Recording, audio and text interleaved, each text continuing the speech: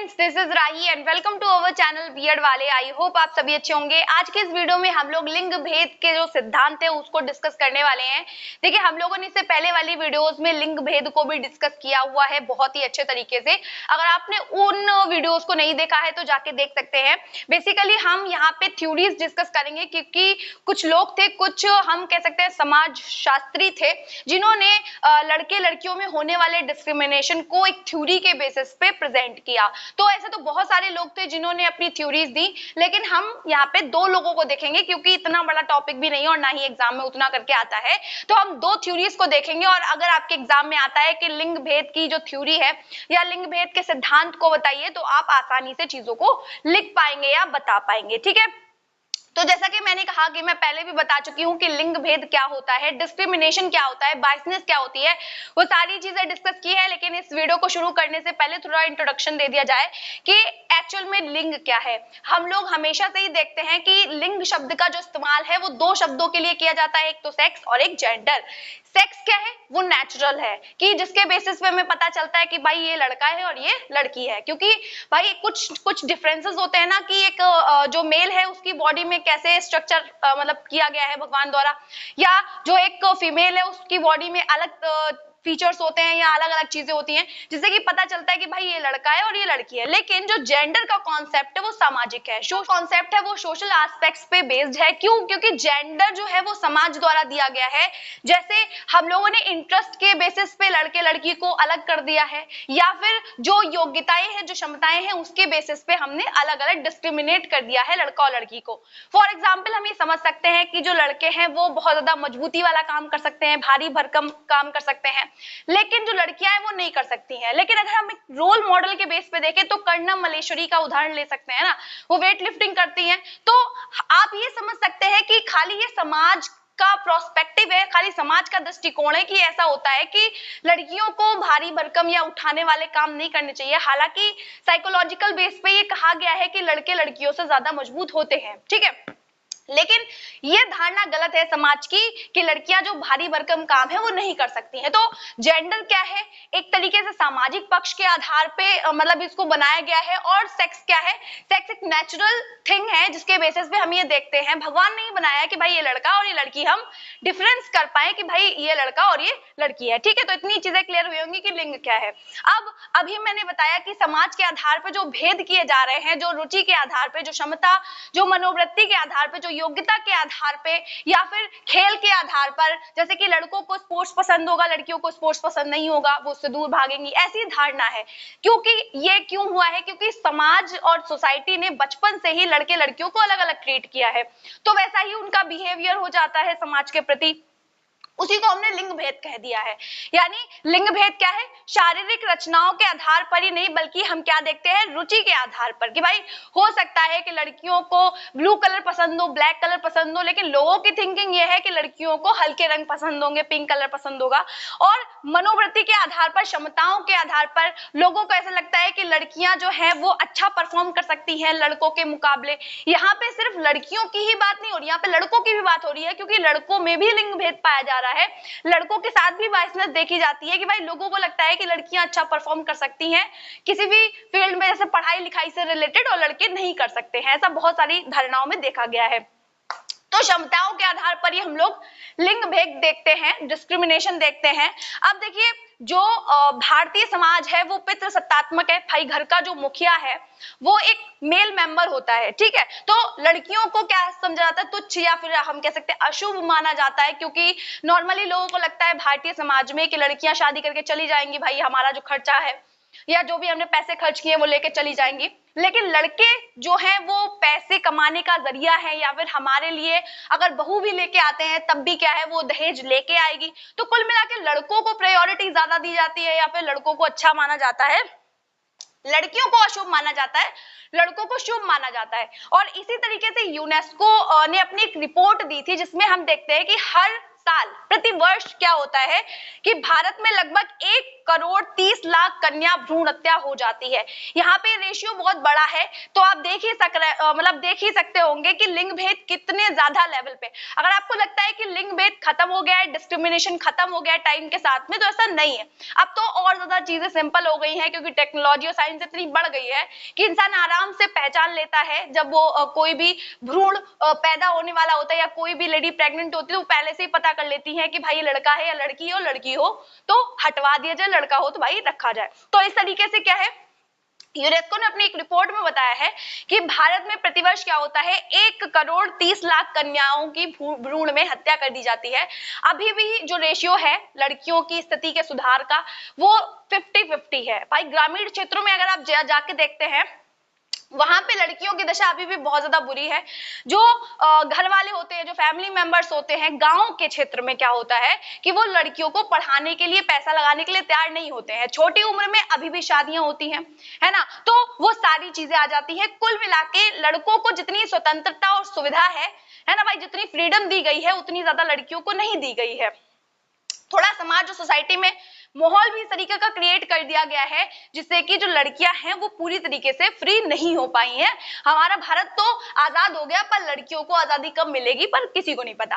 तो अभी हम लोगों ने एक केस भी देखा था बंगाल का, तो वो सारी चीजें क्या हो रही हैं, लड़कियों के लिए यहाँ पे लिंग भेद देखा जा रहा है। और लोग इसलिए भी बोलते हैं कि जो लड़कियां हैं वो स्ट्रांग नहीं है, क्योंकि उनका एक वीक पॉइंट है ना भाई। तो इस वजह से भी क्या है, लिंग भेद होता है, डिस्क्रिमिनेशन होता है। तो आई थिंक डिस्क्रिमिनेशन आपको समझ आया होगा। लिंग भेद क्या हो रहा है, चीजों के आधार पर या हम कह सकते हैं इंटरेस्ट के बेसिस पे, क्षमताओं के आधार पर लड़के लड़कियों में जो डिफरेंस किया जाता है, जो अंतर किए जा रहे हैं, वही हमारा लिंग भेद है। और ये जो लिंग भेद का कॉन्सेप्ट है वो सामाजिक है ना। जेंडर यहाँ पे लिखा जरूर है, और ये जो भाई अभी मैंने कहा ना कि जो सेक्स है वो भगवान ने बनाया है, उसके बेसिस पे हम ये देख रहे हैं कि लड़का लड़की अलग अलग है। लेकिन जब हमने रुचियों के आधार पर, क्षमताओं और मनोवृत्तियों के आधार पर हमने लड़का लड़की को मतलब अंतर किया लड़का लड़की में, कि भाई लड़कियां ये काम करेंगी, लड़कियां दयालु होंगी, लड़कियां नर्चरिंग करेंगी, और लड़के बाहर जाके काम करेंगे या स्ट्रांग होंगे, या बहुत सारी चीजें हैं। लड़कों को गुस्सा करने का अधिकार है, लड़कियां जो है वो कम गुस्सा करेंगी। तो ये समाज द्वारा बनाया गया है, ठीक है, क्योंकि अगर कोई लड़की गुस्सा करती है तो समाज उसको अलग नजरिए से देखता है, ठीक है। लेकिन लड़कों को ऐसा नहीं कहा जाता, या लड़के घर का काम कर रहे हैं या कोई सॉफ्ट कॉर्नर उनके पास है तो भी अलग से ही लड़कों को ट्रीट किया जाता है कि वो रो नहीं सकते हैं, इस तरीके से। तो बहुत सारे लिंग भेद देखे जाते हैं, ना केवल लड़कियों के आधार पे बल्कि लड़कों के साथ पे भी लिंग भेद देखा जाता है, ठीक है। मतलब उनसे ये मतलब रखा जाती है, उम्मीद रखी जाती है कि हाँ भाई अब वो बड़े होंगे तो नाम रोशन करेंगे या कुल को आगे बढ़ाएंगे, कमा के लाएंगे। उनका प्रोस्पेक्टिव क्या है, उनकी धारणा क्या है, उनकी थिंकिंग क्या है, वो क्या करना चाहते हैं, वो कोई नहीं सुनना चाहता है। बट लोगों को ऐसा मन में धारणा बन जाती है कि भाई ये हमारे लिए कमा के लेके आए या हमारे लिए ये करें, ठीक। तो लड़कों के प्रोस्पेक्टिव से भी हम लोग ये देख सकते हैं कि उनके साथ भी लिंग भेद होता है। तो आई थिंक इतनी चीजें समझ आई होंगी कि मैंने यहाँ पे लिख रखा हुआ है कि sex is nature as gender is to culture, यानी जो लड़का लड़की है उनके व्यवहार में जो चेंजेस देखते हैं वो कल्चर के बेसिस पे है ना भाई। समाज या सोसाइटी में, हमारी संस्कृति में जिस तरीके से चीजें बिल्ट है, जिस तरीके से चीजें बनाई गई हैं, उसी के आधार पे हम लोग लड़के लड़की में पक्षपात देखते हैं या लिंग भेद देखते हैं, डिस्क्रिमिनेशन देखते हैं, क्योंकि हर जगह का कल्चर अलग अलग होता है। क्योंकि कुछ भाई एजुकेशन हमारी इतनी ज्यादा डेवलप हुई है तो उसके बेसिस पे हम लोग देखते हैं कि कुछ कुछ चीजें तो सुधरी हैं। अभी मैंने कहा 50-50 का रेशियो है, कुछ चीजें जो महिलाएं हैं उनके फेवर में आई हैं, लेकिन हम लोग देखते हैं ना महिलाएं ही महिलाओं की दुश्मन है भाई, एक दूसरे का सपोर्ट ही नहीं करना चाहती। अगर लड़की बाहर जाके काम कर रही है या फिर अपना कुछ करना चाहती है तो महिलाओं को ही नहीं अच्छा लगता है, वो बातें करने लगती है, क्योंकि पुरुषों को इन सब बातों से कोई लेना देना नहीं है। हालांकि वो लोग इतनी बातें नहीं करते, लेकिन हाँ महिलाओं को लगता है कि नहीं भाई ये कैसे कर रही है क्योंकि हमें रोका गया। तो महिलाएं ही महिलाओं की दुश्मन है। तो क्यों हो रहा है, क्योंकि हमारा कल्चर ये नहीं कहता, हमारी संस्कृति ये नहीं कहती है कि महिलाएं बाहर जाके काम करें या सेल्फ डिपेंडेंट हो, ठीक है। तो इसीलिए sex is the nature as gender is to culture. तो इतनी चीजें समझ आई होंगी कि लिंग क्या है और लिंग भेद क्या है, डिस्क्रिमिनेशन क्या है जेंडर के बेस पे। अब हम लोग थ्योरी देखेंगे दो लोगों की, सिद्धांतों में इन लोगों ने क्या क्या चीजें डिस्कस की हैं, समाज के आधार पर होने वाला जो लिंग भेद है उसके बारे में क्या क्या बातें कही हैं, वो सारी चीजों को जानते हैं। तो चलिए फटाफट से अब हम लोग ये दोनों थ्योरीज डिस्कस कर लेते हैं। अब सबसे पहली जो थ्योरी है वो है ईगले का सामाजिक भूमिका का सिद्धांत। इनका पूरा नाम क्या है? इनका पूरा नाम था एलिस एच ईगले और इनका जन्म हुआ था 1938 में। ठीक है, ये नॉर्थ वेस्ट जो विश्वविद्यालय था वहां पे ये साइकोलॉजिकल प्रोस्पेक्टिव पे काम करते थे। कुल मिला के ये साइकोलॉजिस्ट थे और प्रबंध में ये एक प्रोफेसर थे। कुल मिला के ये प्रोफेसर थे और साइकोलॉजिस्ट थे। ठीक है, अब इन्होंने जो कल्चरल फैक्टर्स होते हैं प्लस सोशियोलॉजिकल फैक्टर्स होते हैं, यानी सामाजिक और सांस्कृतिक पक्ष के आधार पर जो समाज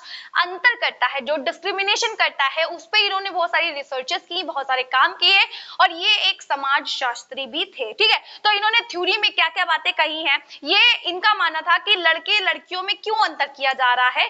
तो इनका पूरा फोकस जो था वो सामाजिकता पे है और सांस्कृतिकता पे है। मतलब इनका कहने का मतलब ये था कि पूरी तरीके से जो अंतर हम देख रहे हैं लड़के लड़की के व्यवहार में, वो सांस्कृतिक यानी कल्चरल फैक्टर काम कर रहे हैं। बचपन से ही महिलाओं और पुरुषों को ये बात सिखाई जा रही है कि भाई, क्योंकि माताएं जो हैं वो घर का खाना बनाती हैं, तो बेटियां या लड़कियां अपनी माताओं से सीखती हैं, वो ऑब्जर्व करती है कि भाई हमारी जो फीमेल फैकल्टी है वो क्या क्या एक्टिविटीज कर रही है ना, और लड़के जो है वो अपने पिता से सीखते हैं। तो जाहिर सी बात है, ऑब्जर्वेशन जब किया गया, अगर आप किसी भी बच्चे से यह पूछ लेते हैं कि एक बाहर का काम है, घर का काम है, किसको क्या करना चाहिए लड़का लड़की में, तो 99% बच्चे यही कहेंगे कि भाई घर का काम जो है वो लड़कियों को या औरतों को करना चाहिए और बाहर का काम जो है वो लड़कों को करना चाहिए। ऐसा है, मैंने खुद ये एक्सपेरिमेंट किया है।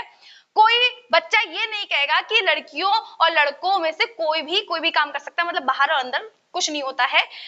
लड़कियां भी बाहर का काम कर सकती हैं, लड़के भी घर का काम कर सकते हैं, लेकिन ये तब पॉसिबल है जब बच्चा थोड़ा मैच्योर है, उसको चीजें पता है, अगर वो एजुकेटेड है, बताया गया है उसे। लेकिन बचपन से ही जब लड़कियों को कहा जाता है तुम्हारी शादी कर देंगे या फिर घर का चूल्हा चौका देखो, तो मतलब क्या करोगी पढ़ के, तो क्या हो रहा है, वो सामाजिक पक्ष उनपे हावी हो रहा है, वो सांस्कृतिकता में जी रही हैं। तो इस वजह से इन्होंने फैक्टर्स को, जो भी सामाजिक फैक्टर है, जो भी सांस्कृतिक फैक्टर है, जो व्यवहार में अंतर है, उसको पूरी तरीके से सांस्कृतिक पक्ष के आधार पर डिपेंड बताया। इसीलिए सामाजिक और जो सांस्कृतिक मानक सेट किए गए हैं लड़कों और लड़कियों में, वही लिंग भेद क्रिएट करते हैं। यानी जो विभेद है, जो डिस्क्रिमिनेशन है, वो समाज या संस्कृति के आधार पर ही जो लड़के लड़की हैं उनमें देखा जाता है। अब मानक क्या है, क्या मतलब एक देख सकते हैं, उसके लिए एग्जाम्पल देख सकते हैं कि जो लड़कियां हैं वो गुड़िया से ही खेलना पसंद करेंगी, अभी मैंने एग्जाम्पल दिया था, और जो लड़के हैं वो ट्रक कार इस तरीके की चीजों से खेलेंगे, ऐसी समाज की धारणा है। अगर लड़के गुड़िया से खेलते हैं तो लोग कहते हैं लड़की हो क्या, भाई लड़की भी ट्रक से खेल सकती है, लड़के का भी अगर मन है गुड़िया से खेलने का तो वो खेल सकते हैं। लेकिन समाज का ऐसा पक्ष है, ऐसा प्रोस्पेक्टिव है, ऐसा दृष्टिकोण है कि लड़के सिर्फ ट्रक से खेलेंगे, या जो स्पोर्ट्स है कोई भी हो सकता है, हॉकी है, क्रिकेट है, तो समाज की ऐसी धारणा है कि लड़कियों को भागने दौड़ने वाले काम नहीं करने चाहिए, या फिर जो स्पोर्ट्स है, जो खेल है, उसमें पार्टिसिपेट नहीं करना चाहिए, और बचपन से ही उनको ऐसे ट्रेन किया जाता है कि वो इन सब चीजों से दूर रहें। सिलाई कढ़ाई इन सारी चीजों में ज्यादा रुचि दिखाएं। अगर कोई लड़का दिखाता है तो लोगों को समस्या रहती है, ठीक है। लेकिन एक लड़की भी अच्छी क्रिकेटर हो सकती है ना, मिताली राज का नाम सुना ही होगा। अब देखिए यहाँ पे क्या हो रहा है कि लड़कियां बहाने बनाती हैं, ऐसा समाज की मतलब ऐसी समाज की सोच है, लेकिन लड़कों को मजा आता है, लड़के आनंद की अनुभूति करते हैं जब वो क्रिकेट खेलते हैं, हॉकी खेलते हैं या स्पोर्ट्स खेलते हैं, तो लड़कों को मजा आता है। लेकिन लड़कियां बहाने बनाती हैं, वो इसीलिए हो रहा है क्योंकि बचपन से ही उनको वैसी ट्रेनिंग मिली है, प्लस उनका जो बैकग्राउंड रहा है फैमिली का, वो स्टीरियोटिपिकल रहा है। ऐसी बहुत सारी लड़कियां हैं जो मतलब जो स्पोर्ट्स की फील्ड में बहुत अच्छा कर रही हैं, या अदर जो फील्ड है बाहर निकल के जॉब वगैरह कर रही हैं। क्यों? क्योंकि उनका जो समाज, उनकी जो सोसाइटी है, वो इन सब चीजों से बाहर निकल आई है, एजुकेटेड हो चुकी है, ठीक है। फिलहाल के लिए इन्होंने बहुत सारे अध्ययन किए, बहुत सारी रिसर्चेस की, तो इन्होंने कहा कि लड़के लड़कियों में व्यवहार का जो अंतर पाया जा रहा है वो सांस्कृतिक रूढ़ियां हैं, यानी परंपराओं से चली आ रही जो रूढ़ियां हैं, जो स्टीरियोटिपिकलिटी वाले लोग हैं उनके बेसिस पे ही कि भाई लड़का ही बाहर करने जाएगा, है ना, वो सारी चीजें क्या है, स्टीरियोटिपिकल है, सांस्कृतिक रूप से या कल्चरल जो हमारे फैक्टर्स काम करते हैं बस उन्हीं को इन्होंने इंपॉर्टेंस दी है कुल मिला के। तो इन्होंने निष्कर्ष निकाला कि मुख्य इन्होंने 9 अंतर बताए हैं, इन्होंने बहुत सारे अध्ययन किए लड़के लड़कियों के बेस पे, इन्होंने कहा कि मुख्य रूप से लड़के लड़कियों में 9 अंतर पाए जाते हैं। अब वो 9 अंतर कौन से हैं देखते हैं। देखिए इन्होंने सबसे पहला अंतर बताया है कि जो लड़कियां हैं वो नॉन वर्बल जो कम्युनिकेशन है वो ज्यादा अच्छे से कर सकती हैं लड़कों के मुकाबले। जैसे लोगों के इमोशंस को समझना लड़कियों को अच्छे से आता है, अगर कोई परेशान है और वो कोई कुछ नहीं भी कह रहा है उसके एक्सप्रेशन से लड़कियां समझ जाएंगी कि हाँ भाई इसको कोई ना कोई तो दिक्कत है, लेकिन लड़के उतने अच्छे से समझ नहीं पाते हैं, यानी जो नॉन वर्बल कम्युनिकेशन है वो लड़कियों की बेटर होती है लड़कों के मुकाबले। ठीक है, अगला देखें तो लड़कों की तुलना में लड़कियां दबाव ज्यादा बेहतर महसूस करती हैं। जैसे घर में अगर कोई बात हो गई है तो उसका प्रेशर लड़कियों पे ज्यादा पड़ेगा, लड़के मस्त घूमते हैं, कोई उन्हें टेंशन नहीं रहती है। मतलब ऐसा नहीं कह सकते कि लड़कों को दबाव नहीं होता है या जो लड़के हैं वो मेंटल प्रेशर नहीं सहते हैं, ऐसा बिल्कुल नहीं है, लेकिन लड़कियों को वो चीज ज्यादा महसूस होती है क्योंकि लड़कियों में इमोशनल जो फैक्टर है, जो भावात्मक पक्ष है वो बहुत ज्यादा डेवलप होता है। अब देखिए लड़कियां जो हैं वो ज्यादातर मित्रतापूर्ण व्यवहार करती है, फ्रेंडली बिहेव करेंगी, उनके ग्रुप्स भी अच्छे होते हैं और बड़े होते हैं लड़कों के मुकाबले। लड़के भी फ्रेंडली बिहेव करेंगे लेकिन उनका जो ग्रुप होगा वो उतना बड़ा नहीं होगा। ठीक है, तो लड़कियां जो है वो नॉर्मल बिहेव करती हैं, फ्रेंडली बिहेव करती हैं लोगों से लड़कों के मुकाबले। अब देखिए लड़के जो हैं वो लड़कियों के मुकाबले ज्यादा डिसिप्लिन्ड होते हैं। ठीक है, और साइकोलॉजिकल बेस पे ये भी कहा गया है कि लड़कों में लड़कियों से ज्यादा बुद्धि पाई जाती है, लेकिन बुद्धि का इस्तेमाल लड़कियां ज्यादा करती हैं। ठीक है, ये दोनों चीजों में अंतर है कि लड़कों में बुद्धि का जो स्तर है, जो भी आईक्यू है वो ज्यादा पाया जाएगा, लेकिन लड़कियां अपनी बुद्धि का इस्तेमाल ज्यादा करती हैं, जल्दी मैच्योर हो जाती हैं क्योंकि समाज और सोसाइटी उन्हें मैच्योर होने पे मजबूर कर देते हैं। अगला देखिए स्त्री पुरुषों से अच्छा प्रदर्शन कर सकती है अगर हम लिंग के आधार पे मतलब डिस्क्रिमिनेशन ना करें और हम कंपटीशन करवा के देखें किसी भी चीज में, तो लड़कियां जो है वो लड़कों से अच्छा परफॉर्म करेंगी। जैसे कि अगर हम लोग पढ़ाई की फील्ड में भी देखते हैं तो रिजल्ट लड़कियों के ज्यादा बेटर आते हैं, लड़कियां पढ़ाई में अच्छी होती हैं लड़कों के मुकाबले। तो इन्होंने ये सारी चीजें अपनी थ्योरी में कही और इन्होंने जो कल्चरल फैक्टर्स हैं, जो सामाजिक पक्ष है, जो सांस्कृतिक पक्ष है उसको इंपॉर्टेंस बताया है और कहा है सांस्कृतिक जो भी रूढ़ियां हैं, जो सामाजिक रूढ़ियां हैं उन्हीं के आधार पे ये कहते हैं कि लड़का और लड़की अलग अलग डिस्क्रिमिनेट होते हैं, अलग अलग उनमें लिंग भेद पाया जाता है। अब देखिए जो लीडरशिप है वो लड़के अच्छी करते हैं, मतलब नेतृत्व की जो भावना होती है, आपने जो नेता वगैरह देखे होंगे बहुत अच्छा लीड करते हैं अपनी जनता को, तो लड़के अच्छे से लीड कर सकते हैं लड़कियों के मुकाबले। लड़कियां भी लीड कर सकती हैं लेकिन जितना अच्छा लड़के लीड कर सकते हैं उतना अच्छा लड़कियां लीड नहीं कर सकती हैं। अब लड़के किसी भी अजनबी व्यक्ति को ऐसी छोटी मोटी जान पहचान है तब भी उसकी मदद कर देंगे, लेकिन लड़कियां किसी भी व्यक्ति की आसानी से मदद नहीं करती हैं। अब देखिए लड़के ज्यादा आक्रामक होते हैं, उनको ज्यादा गुस्सा आता है लड़कियों के मुकाबले, और लड़कियों में पेशेंस का लेवल ज्यादा होता है, सजीवता से अपनी जिंदगी बिताती हैं। तो ये बात इन्होंने अपनी थ्योरी में कही थी और कुल मिलाके इन्होंने सामाजिक और सांस्कृतिक पक्ष को ज्यादा आगे रखा और इन्होंने बताया कि लड़के लड़कियों में इसी बेसिस पे सांस्कृतिक पक्ष के आधार पे और सामाजिक पक्ष के आधार पे ही लिंग भेद पाया जाता है। ठीक है, अब अगला देखें तो हमारे जो दूसरे समाजशास्त्री हैं जिनका नाम है कैरोल ग्लीगन का लिंग भेद सिद्धांत, इन्होंने ज्यादा इंपॉर्टेंस दी। इन्होंने कहा लड़के लड़कियां किस तरीके से सीखते हैं वो मैटर नहीं करता। इन्होंने बताया कि समाज में जो भी विश्वास है, जो मूल्य है, जो आदर्श है, उन्होंने भी उन्हीं पक्षों को आधार माना, इन्होंने भी कुल मिला के समाज को ही प्रायोरिटी दी है। ये भी समाजशास्त्री थे। तो इन्होंने ये कहा कि लड़के लड़कियां किस तरीके से सीखते हैं ये मैटर उतना नहीं करता है जितना कि सामाजिक पक्ष मैटर करता है। समाज में क्या धारणाएं चल रही हैं, क्या आदर्श हैं, मतलब किसकी सोसाइटी किस तरीके से है, उसी बेसिस पे लड़के लड़कियों में अंतर पाया जा रहा है। इनकी एक बुक थी जिसका नाम था इन आ डिफरेंट वॉइस, उसमें इन्होंने लिखा, इन्होंने कहा कि लड़कियों में कुछ कुछ वर्च्यूज पाए जाते हैं, कुछ कुछ गुण पाए जाते हैं कि प्यार है, दुलार है, देखभाल है। हम देखते हैं कि माताएं अच्छे से नर्चरिंग कर सकती हैं पुरुषों के मुकाबले। अगर कोई टीचर है तो वो बच्चों को ज्यादा अच्छे से केयर करेगी पुरुषों के मुकाबले। मतलब टीचर्स उतना अच्छे से बच्चों को नहीं पढ़ा सकते हैं, फीमेल जो फैकल्टी होती है वो ज्यादा अच्छे से पढ़ा सकती है मेल के मुकाबले। बच्चों को पढ़ाने के लिए जो फीमेल टीचर्स होते हैं उनकी ज्यादा डिमांड होती है, वो ज्यादा अच्छे से बच्चों को देख सकते हैं, क्योंकि उनमें क्या पाया जा रहा है, प्यार दुलार और देखभाल पाई जा रही है और भी सारे वर्च्यूज पाए जा रहे हैं। तो इन्होंने अपनी बुक में ही ये बात कही थी। और साथ ही में इन्होंने कहा जो मैन होते हैं या जो पुरुष होते हैं, जो भी मेल फैकल्टी होती है, उनमें आक्रामकता होती है, स्थिरता होती है, लगन होती है, ऐसे वर्च्यूज पाए जाते हैं।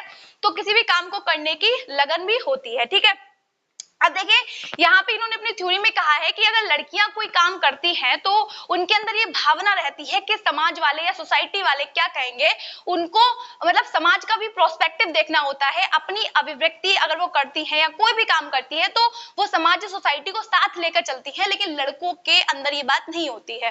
तो जब वो सामाजिक पक्ष को साथ में लेके चलती हैं तो वो ज्यादा काम करने की सोचती है, क्योंकि एक्सपेक्टेशन उन्हें समाज या सोसाइटी से ज्यादा होती है, जिसकी वजह से वो अपना सेल्फ कॉन्फिडेंस खो देती है और उन्हें मोटिवेशन की जरूरत होती है। और जब मोटिवेशन वो देखती हैं समाज या सोसाइटी में तो उनको कोई दिक्कत नहीं है ना भाई। पहले के जमाने में लोगों ने क्या किया है, अगर जैसे हम रोल मॉडल के बेसिस पे देखें, अगर मुझे मोटिवेशन चाहिए तो मैं अपने आगे वाली पीढ़ी को देखूंगी ना कि भाई कौन कौन सी लड़कियां रही जिन्होंने अपनी जो फील्ड है उसमें क्या क्या बेहतर किया, तब ना जाके मुझे मोटिवेशन मिलेगा। तो क्या है, आत्मविश्वास खो देती है, फिर उन्हें किसी रोल मॉडल की जरूरत पड़ती है। ऐसा इन्होंने अपनी बुक में कहा है कि जो लड़कियां हैं वो समाज या सोसाइटी के पक्ष को साथ लेके चलती हैं, और जब कोई काम करेंगी तो उन्हें बैकअप चाहिए होता है, और अगर अच्छा कर रही है वो अपनी फील्ड में तो वो और बेहतर करने की कोशिश करती है, लेकिन समाज से जब उन्हें रिस्पॉन्स अच्छा नहीं मिलता है तो वो अपना सेल्फ कॉन्फिडेंस खो देती है। उसके लिए उन्हें रोल मॉडल की जरूरत होती है, जैसे कोई भी वुमेन हो गई जिन्होंने अपनी फील्ड में बेहतर किया है। लेकिन अब देखिए ये जो इनका सिद्धांत है वो कोहल वर्ग के सिद्धांत को चुनौती देता है। कोहल वर्ग ने कौन सा सिद्धांत दिया है, नैतिकता का सिद्धांत दिया है। देखिए कोहल वर्ग क्या कहते हैं, हम लोगों ने देखा होगा थ्योरी में कि किशोरावस्था में जो लड़के लड़कियां होते हैं उनमें अलग अलग परिवर्तन आते हैं। तो जो ग्लीगन है वो ये कहते हैं किशोरावस्था में जो भी परिवर्तन आ रहे हैं वही लिंग भेद का कारण है। अब क्या कारण है, जैसे लड़के लड़कियों की आवाज चेंज हो जाती है, लड़कियों की आवाज महीन हो जाती है, लड़कों की आवाज मोटी हो जाती है, तो वो भी लिंग भेद, वहां पे डिस्क्रिमिनेशन हो रहा है कि लड़कियों की आवाज पतली है, लड़कों की आवाज मोटी है। ठीक है, और देखिए इनका कहना ये है ग्लीगन का कि अगर जो लड़के हैं वो सामाजिक संबंध नहीं बैठाएंगे, समाज के लोगों से नहीं मिलेंगे या बातचीत नहीं करेंगे तो उनका सामाजिक विकास अच्छा नहीं हो पाएगा, उनके संबंध अच्छे नहीं बन पाएंगे। लेकिन जो लड़कियां होती हैं वो सामाजिक संबंध अच्छे से बना सकती है, क्योंकि उनके अंदर वो इमोशंस लेके पैदा होती हैं, मतलब उनके अंदर वो इंटरपर्सनल पहले से ही होता है कि वो अच्छे संबंध को बना सके। लेकिन लड़के जब तक समाज या सोसाइटी के संपर्क में नहीं आएंगे तब तक उनके संबंध बेहतर नहीं हो सकते हैं। अब देखिए नैतिक निर्णय की भी बात आ जाती है। नैतिक निर्णय में भी अंतर होता है कि जो महिलाएं हैं वो भावात्मक पक्ष में आके कोई भी निर्णय लेती हैं, क्योंकि उनके अंदर सहानुभूति, प्रेम और जो चिंता है वो सारी चीजें फैक्टर्स काम कर रहे हैं। भावात्मक पक्ष बहुत ज्यादा होता है जो महिलाएं होती हैं, इसीलिए कोई भी निर्णय लेने से पहले ये लोग भावात्मक पक्ष के आधार पर सोचती हैं कि भाई उसको खतरा ना हो जाए, वो मर ना जाए, इसको कोई तकलीफ ना हो जाए, तो इसीलिए भावात्मक पक्ष इन पे हावी होता है। लॉजिकली ये नहीं सोचती है, मतलब जो है वो तार्किक पक्ष का अभाव होता है महिलाओं के डिसीजन में। नैतिक पक्ष के आधार पर अगर हम देखें कोई भी नैतिक निर्णय अगर इनको लेने के लिए कह दिया जाएगा कि भाई दो लोग हैं, दोनों लोगों ने गलती की है, तो महिलाएं ऐसा निर्णय लेंगी कि दोनों को कोई नुकसान नहीं होना चाहिए। कुल मिलाकर ये भावात्मक दबाव में रहती हैं और ये तार्किकता का अभाव रखती हैं जो महिलाएं हैं वो निर्णय लेने में। लेकिन जो पुरुष होते हैं वो पूर्ण रूप से तार्किक होते हैं, कोई ना कोई लॉजिक देंगे, पूरा एनालाइज करने के बाद में कुल मिला के सोच समझकर किसी भी टॉपिक पे निर्णय लेते हैं। तो इन दोनों ही लोगों ने, जो हमारे कैरोल ग्लीगन हैं और इधर जो ईगले हैं, उन दोनों लोगों ने ही जो सामाजिक पक्ष है उनके आधार पे कुल मिला के संस्कृति को बहुत ज्यादा आगे रखा, समाज को आगे रखा और कहा संस्कृति और जो समाज है वही कारण है लड़के लड़की में भेद का। और इन्होंने कई सारे अध्ययन किए जिसके बेसिस पे भी इन्होंने बताया कि लिंग भेद तो है ही, उन दोनों की अवेयरनेस के लिए ही इन सिद्धांतों को लाया गया था। तो आई थिंक इतनी चीजें आपको समझ आई होंगी। अगर आपको लगता है कि कोई चीज समझ नहीं आई है तो आप लोग कमेंट सेक्शन में बता सकते हैं। इससे पहले भी मैंने बहुत सारी वीडियोस को क्रिएट किया हुआ है, तो आपने अगर उन वीडियोस को नहीं देखा है तो जाके देख सकते हैं। साथ ही में अगर आपको वीडियोस अच्छी लगा कर वीडियो को लाइक करना, चैनल को सब्सक्राइब करना, साथ ही में अपने साथियों के साथ शेयर करना बिल्कुल भी मत भूलिएगा। मिलते हैं इसी तरीके की मोर वीडियोस के लिए, तब तक के लिए जय हिंद।